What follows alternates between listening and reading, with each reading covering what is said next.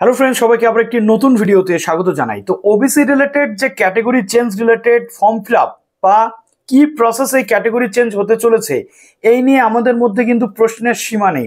তো সকালের ভিডিওতে আমি শেয়ার করে দিয়েছিলাম যে ওবিসি রিলেটেড যে পরপর নোটিফিকেশন বা তথ্য পপ আপ যেগুলো শো করছে ওয়েবসাইটে সেটা আমি শেয়ার করেছিলাম এবং আমি তোমাদেরকে দেখিয়েছিলাম বা আপনাদেরকে দেখিয়েছিলাম যে একটা ফর্ম ফিল আপের যে জায়গা সেটাও কিন্তু একটা তৈরি করা রয়েছে, যে কলাম রয়েছে সেই জায়গাতে।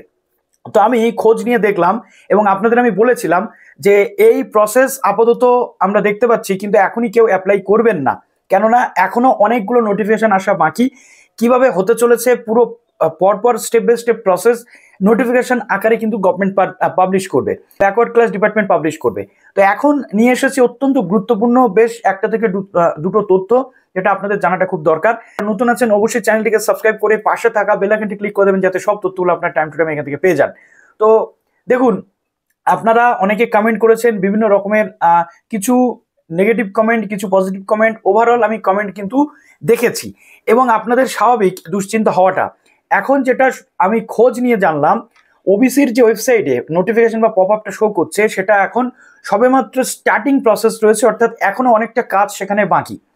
প্রথম কাজ কি, ওবিসির এসডিও অফিস বা বিডিও অফিস, আপনার এলাকার যে এসডিও অফিস বা বিডিও অফিস রয়েছে সেখানে আপনি এখন গিয়ে শুনতে পারেন যে আপনার যে ক্যাটেগরি চেঞ্জ সেটা কি প্রসেসে হতে চলেছে। ব্যাকওয়ার্ড ক্লাস ডিপার্টমেন্টের ওয়েবসাইটে যে নোটিফিকেশন বা পপ আপ রয়েছে এটা নিয়ে আমি কিন্তু খোঁজ নিয়েছি বিভিন্ন এসডিও অফিস বা বিডিও অফিস থেকে।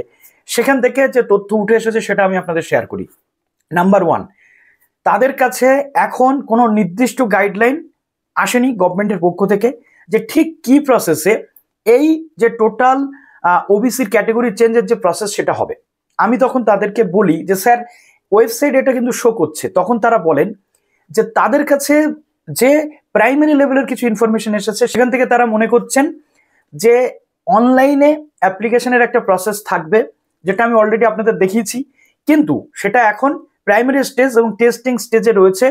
অনেকেই দেখবেন আপনাদের কাস্ট সার্টিফিকেট নাম্বার দিলে সেখানে কোনো ডেটা শো করছে না, তার মানে ওই ওয়েবসাইটটা এখনো আপডেট হয়নি, ওটা এখন টেস্টিং ফেজে রয়েছে, ওটা এখন পুরোপুরিভাবে কাজ করছে না। তাই আমি আপনাদের সকালের ভিডিওতেও বলেছি যে দেখুন এই এই জিনিস এর মধ্যে রয়েছে, আপনারা কেউ অ্যাপ্লাই এখনই করবেন না।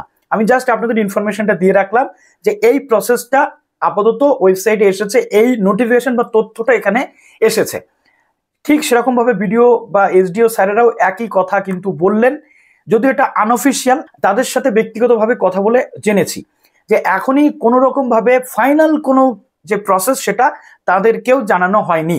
খুব তাড়াতাড়ি এক সপ্তাহের মধ্যে তারা কিন্তু জেনে যাবেন যে কিভাবে ফার্দার প্রসেস হতে চলেছে। সেখান থেকে যে তথ্যগুলো আমি পেয়েছি, নাম্বার ওয়ান, কোনো ক্যান্ডিডেট অনলাইনে যে প্রসেসটা আমি দেখিয়েছি সেই প্রসেসও করতে পারে, কিন্তু এখন অ্যাপ্লাই করবেন না। পয়েন্ট টু বি নোটেড, আমি বারবার বলছি এখন অ্যাপ্লাই করবেন না। আপনাদের যে কমপ্লিট গাইডলাইন আসবে তারপরে স্টেপ বাই স্টেপ কিভাবে অ্যাপ্লাই করবেন সেটা আপনারা বুঝে যাবেন বা দেখে নিতে পারবেন।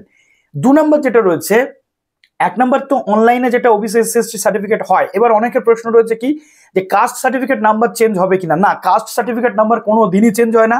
আমরা আধার কার্ড, ভোটার কার্ড সব জায়গাতে দেখি নাম্বার কখনো চেঞ্জ হয় না, চেঞ্জ হয় ভিতরের ইনফরমেশন। চেঞ্জ হয় কি, ভিতরের ইনফরমেশন। অর্থাৎ যদি কারোর এ থাকে তাহলে বি হয়ে গেছে, সে বি আপডেট হয়ে যাবে, যদি কারোর বি থাকে এ হয়ে গেছে, এতে আপডেট হয়ে যাবে, কিন্তু নাম্বার একই থাকবে। তার জন্য যে প্রসেস থাকবে সেটা হচ্ছে অনলাইনে হতে পারে, যেটা ওয়েবসাইটে এখন শো করছে সেটা কমপ্লিটলি কখন চালু হবে আমি জানলে আপনাদের বলে দেবো।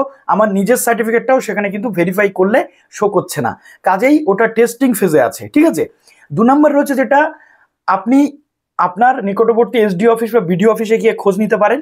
এসডিও অফিস বা বিডিও অফিস থেকে সেখানে অফলাইনেও কিন্তু তারা আপনাকে হেল্প করবেন এই সার্টিফিকেট আপডেট করার ক্ষেত্রে। এটা গেল 2 নম্বর প্রসেস, অর্থাৎ এসডিও বা বিডিও অফিসে অনলাইনে হবে, কিন্তু আপনাকে সেখানে অফলাইনে সমস্ত ডকুমেন্টস নিয়ে যেতে হবে, গেলে তারা আপনার এই কাজটি কিন্তু কমপ্লিট করে দেবেন, যেটা পরে কিন্তু তথ্য আসতে চলেছে এই জায়গা থেকে। এবং এসডিও অফিস বা বিডিও অফিস থেকে এই তথ্যটাই পাওয়া গেছে যে এক অনলাইনে হবে আর এক বিডিও অফিসের থ্রু দিয়ে বা এসডিও অফিসের থ্রু দিয়ে হবে।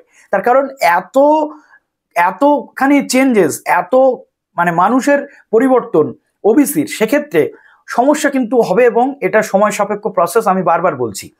তারপরে আর একটা কেস হতে পারে, যেটা হচ্ছে কি যে ক্যাম্প করে করে এই ওবিসি ক্যাটেগরির পরিবর্তনের জন্য বিডিও অফিস বা এসডিও অফিস আপনাদেরকে হেল্প করতে পারে। যেমনটা আমরা দেখেছি দুয়ারে সরকার, বা এরপরে আমরা যেটা দেখতে চলেছি পাড়ায় সমাধান। তো চিন্তার কোনো কারণ নেই। সেখান থেকে যেমন তথ্য পেয়েছি প্রত্যেকেই কাস্ট যে ক্যাটেগরি চেঞ্জ এটা সবাই করতে পারবে, দুশ্চিন্তার কোনো কারণ নেই। এবার প্রশ্ন থাকতে পারে যে আমাদের এখন যে এসএসসির ফর্ম ফিল আপ বা এই ফর্ম ফিল আপগুলো চলছে আমরা কি করে আপডেট করব।